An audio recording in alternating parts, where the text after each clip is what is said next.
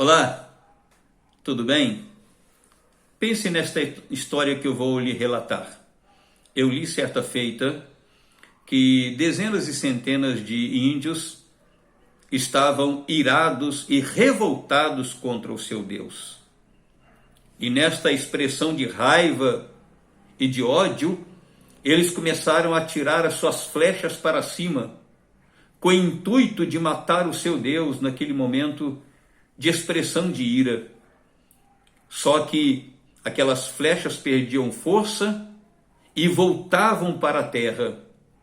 E ao caírem, elas atingiram dezenas e centenas deles, e muitos morreram em decorrência desta expressão de ira e de raiva. Podemos dizer, meus queridos, que quando nós temos os nossos percalços na vida, nós temos adversidades e que as pessoas nos fazem mal, que nós não podemos deixar de perdoá-las sob hipótese alguma. Na verdade, quando nós não conseguimos perdoar, nós ficamos aprisionados na ira, na raiva, na revolta, no ódio, de tal maneira que nós mesmos ficamos doentes. Assim como aquelas flechas iam para cima e caíam matando dezenas e centenas de indígenas, nós podemos ter a certeza absoluta de que quando nós não perdoamos, mas nós exercitamos a nossa ira contra aquela pessoa que nos fez mal, na verdade, isso volta para nós, adoecendo-nos psicologicamente, afetivamente e, o mais grave, nos adoece espiritualmente, trazendo grandes consequências negativas para a nossa vida. Gosto muito de pensar na conduta de José do Egito. Ele foi alvo da ira dos seus irmãos, ele foi vendido pelos seus irmãos. Por causa dos seus irmãos é que ele foi para a casa de Potifar. Lá a sua esposa inventou que ele a assediou sexualmente. Ele foi parar na prisão, ficou lá muito tempo padecendo por aquilo que ele não fez.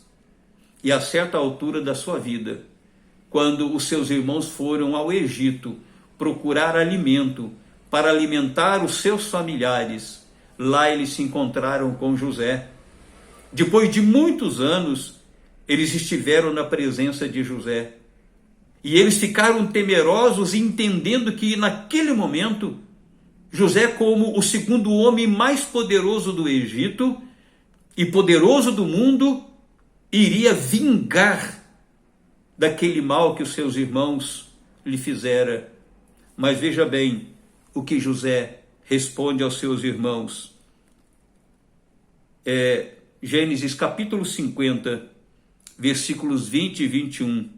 Vós, na verdade, intentastes o mal contra mim, porém Deus o transformou em bem, para fazer como vedes agora, que se conserve muita gente em vida. Não temais, pois eu vos sustentarei a vós outros e a vossos filhos. Assim os consolou e lhes falou ao coração. Que maneira extraordinária de José ver a vida. Ele não pensou apenas nos males que ele sofreu. Ele entendeu que Deus estava por trás da história como soberano, dando o curso que ele bem entendia, para que ele então pudesse agora ser o segundo mais poderoso do Egito e assim poder salvar os seus familiares, fornecendo-lhes o alimento para que eles não morressem de fome.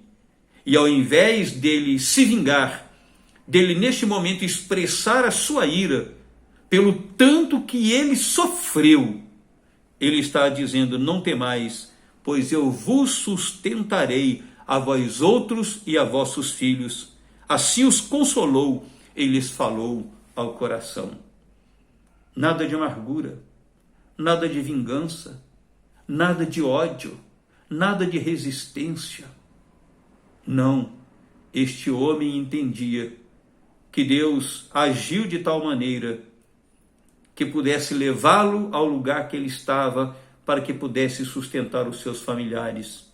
E no lugar da ira, do ódio, da vingança, ele perdoa a seus irmãos e diz que ia sustentar a todos na condição em que agora ele estava. Nós temos muitas pessoas que durante a vida nos fazem males. Mas o maior mal é quando nós não perdoamos, porque fazemos um mal muito maior a nós mesmos do que estas pessoas nos fizeram. Vamos aprender com José do Egito e mais do que isso, com Jesus, que no momento estava na cruz do Calvário, ou naquele momento em que ele estava na cruz do Calvário, diante dos seus algozes, ele disse: Pai, perdoa-lhes, porque eles não sabem o que eles fazem. Você precisa perdoar. Você precisa perdoar de todo o seu coração. Esse é o maior bem que você pode fazer para a sua vida diante das lutas, quando você é vítima de males de várias pessoas. É nisso que eu creio. Que Deus lhe abençoe.